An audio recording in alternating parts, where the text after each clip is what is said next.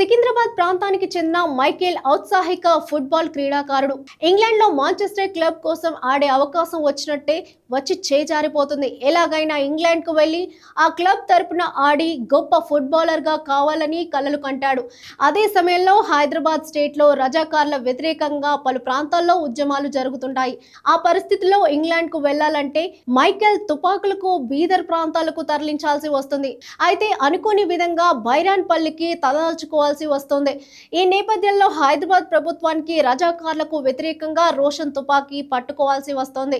హైదరాబాద్ ప్రభుత్వానికి చెందిన టీంపై సికింద్రాబాద్ జట్టు తరపున మైకేల్ ఫుట్బాల్ ఛాంపియన్ గా ఎలా నిలిచాడు? మాంచెస్టర్ టీంకు ఆడే ఛాన్స్ లభించినప్పటికీ ఏ కారణంగా ఆ అవకాశాన్ని కోల్పోయాడు? ఇంగ్లాండ్కు వెళ్లడానికి ఎలాంటి ప్రయత్నాలు చేశాడు? బీహార్కు తుపాకుల రవాణా చేయడానికి ఎందుకు ఒప్పుకున్నాడు? బీదర్ చేరుకోలేకపోవడానికి కారణం ఏమిటి?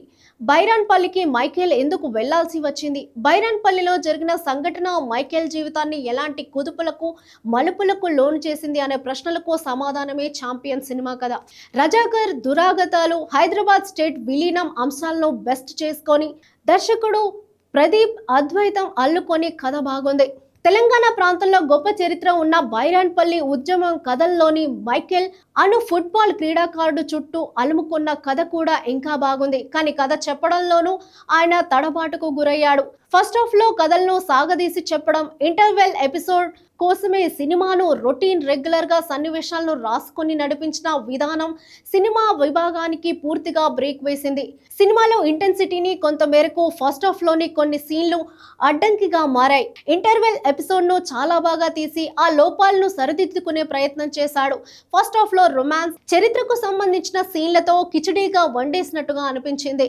ఇక సెకండ్ హాఫ్ లో మైకేల్ కథను ఏమాత్రం పట్టించుకోకుండా కథనంతా బైరాన్పల్లి చుట్టే నడిపించడం ఈ సినిమా మెయిన్ పర్పస్ దెబ్బతీసేలా చేసింది. అయితే సెకండ్ హాఫ్ లో కథనాల్లో క్లారిటీ మిస్ అయింది. కాకపోతే వార్ ఎపిసోడ్స్ ను భారీగా హైలీ టెక్నికల్ వాల్యూస్ తో చిత్రీకరించారు. దాంతో ఈ సినిమా సాదాసీదాగా మారిపోయింది. కథలో ఎమోషనల్ కనెక్టివిటీ మిస్ అవ్వడం ఈ సినిమాకు మైనస్. అలాగే మైకేల్ క్యారెక్టర్ లో ఉండే ఇంటెన్సిటీ తెరపైన కనిపించకపోవడంతో ఫీలింగ్ కలుగుతోంది.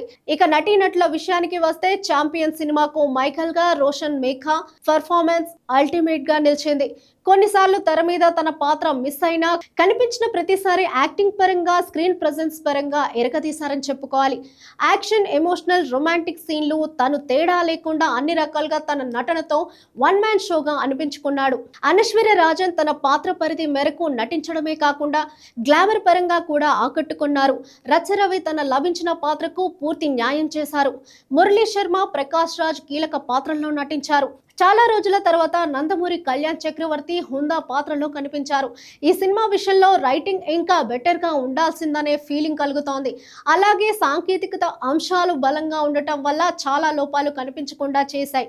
సినిమాటోగ్రఫీ, మ్యూజిక్ ఈ సినిమాకు అత్యంత బలంగా నిలిచాయి. చాలా పేలవమైన సీన్లను బీజిఎం వల్ల ఎలివేట్ అయ్యాయి. ఈ సినిమాకు ప్రొడక్షన్ వాల్యూస్ మరో బ్యూటీ. ఖర్చుకు వెనకాడకుండా క్వాలిటీ అలాగే స్క్రీన్ మీద రిచ్నెస్ ను తీసుకొచ్చారు. కాస్త కంటెంట్ మీద జాగ్రత్తలు తీసుకుని ఉంటే వైజయంతి మూవీస్ లో మరో బెటర్ సినిమా అయి ఉండేది.